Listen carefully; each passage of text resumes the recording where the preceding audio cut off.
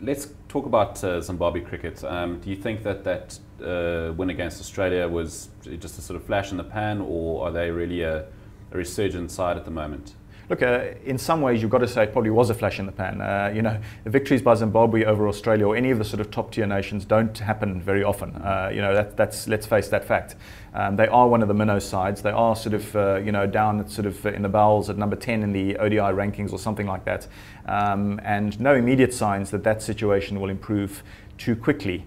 But that said, you've always got to sort of spread the gospel. Zimbabwe have had their issues, in both politics and cricket in the last few years, very much to the detriment of their cricketers. The one thing we have discovered that they do have sort of passion, they do have a soul, their cricketers, and we need to try to, the rest of the world needs to keep trying to, keep them as involved as possible. And the only way that they're going to improve is if they do keep playing against really good powers. The happy development in this tournament is that going into the last game in the triangular, at least on paper, there's something still at stake for the sort of minnow side.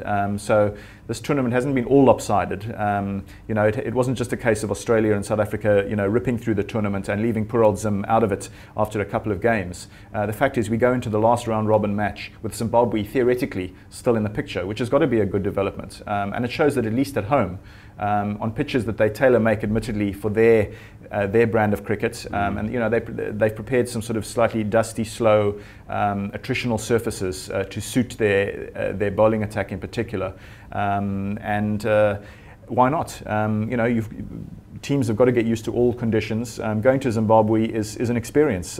It's as much as anything culturally. I think the Australians are learning that you must adjust to the unique demands of Africa by coming here. It's got to be good for them, for the development of their players, to be exposed to a place like Zimbabwe. So from a pure cricketing point of view, I'm all for Zim staying as much involved, especially at ODI level. I'm not so sure about tests at this stage, but certainly at ODI level, they must be in the picture. You got obviously your stalwarts like Masakadza, Taylor, Chigumbura. There's obviously some serious class there, but then you got, this spinner Tsaya almost kind of announcing himself in this series.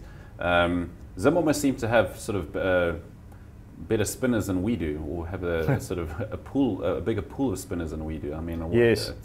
Well, I think it was A.B. de Villiers who said before the tournament began that we need to be a little bit wary of Prosper Utseya. I'm open to correction, but I think that was what he said, and that's certainly come home to roost. Utseya has been a factor pretty much throughout the tournament. He's shown a little bit of spunk with the bat as well, prepared to get in the Australian faces a little bit. So that's the one combative aspect about Zim cricket that you always associated with people like the Flowers and Heath Streak and Henry Alonga back in the old days. Now there's a new breed of young cricketers coming through who are saying, hey, we're not going to sort of play the minnows. Although we are in many respects, we are prepared to sort of get in the faces of opponents. And I think the Australians, for instance, will respect them for having done that and for having, I won't say sort of got a mental edge over them in that flash in the pan game, but certainly announcing to them that they're no pushovers and that they don't intend to be pushovers.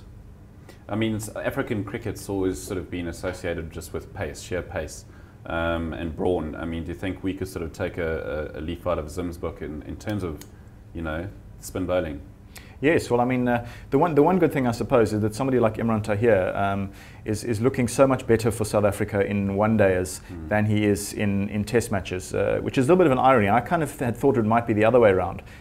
Sort of a leg spinner who sometimes struggles a bit with his line and length. You'd think perhaps Test cricket might make more allowance for him to sort of err a few times in that respect, and for it not to be as costly. Whereas in ODIs, you'd think that might make him a little bit more leaky. The strange thing is that he shows more discipline on the one-day front, where obviously it's required, than he does in tests. And so I don't think we really have a major problem there. I think we can fairly safely take him, although there's a certain psychological element at play after that terrible pasting he took in a test match against Australia a couple of years ago. I think that he can confidently go as a one-day spinner, as our main one-day spinner. And if you've got JP Duminy able to give you 5 overs, that takes care of 15 overs of spin, basically. So I don't think we have an issue there. Also, someone like Aaron Pangiso is looking as though he's just showing some signs of being the real deal as an option available as a specialist spinner. So, it's not all bad.